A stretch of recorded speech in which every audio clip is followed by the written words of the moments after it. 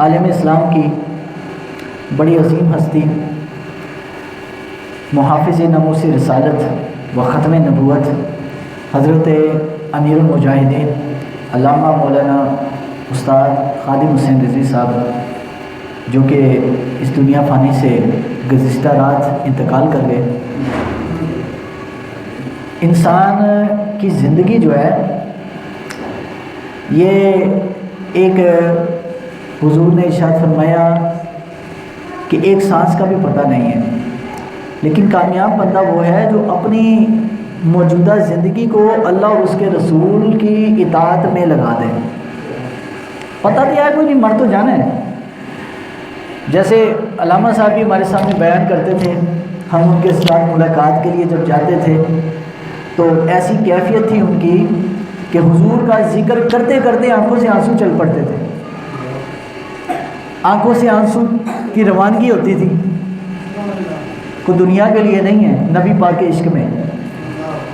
تو یہ بہت بڑی دولت ہے کسی بندے کو، جو سب سے بڑی دولت ہے نا وہ رسول اللہ کا عشق ہے۔ اور حضور علیہ السلام کے معجزات، حضور علیہ السلام کے غزوات کا جو تذکرہ ہے کہ نبی پاک نے کون کون سی جنگیں لڑی ہیں، اس میں تو اہل سنت میں علامہ خادم حسین رضوی آپ کے علاوہ کوئی بھی بندہ نہیں تھا جو حضور کے غزوات کو کھول کر بیان کرتا تھا۔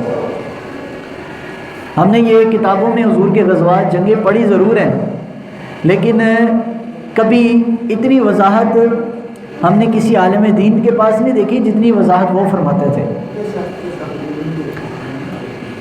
تو انسان نے چلے جانا ہے، تو آپ خود بھی فرماتے تھے یار مرتے جانا ہے بندے نے، ویسے بھی کیوں نہ کوئی چج دی موت مرے۔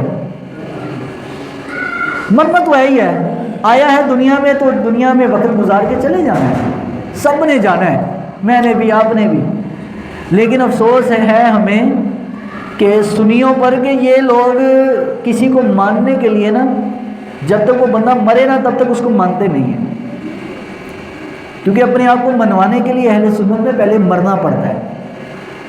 وہ بھی دنیا سے چلے گئے، اب جو مخالفین ہیں ان کے، وہ بھی رات کو ٹی وی پر ان کی تعریفیں کر رہے تھے، جی بڑے اچھے تھے۔ جو پہلے ان کو طرح طرح کے القابات سے پکارتے تھے، آج وہ بھی ان کی تعریفیں کر رہے ہیں۔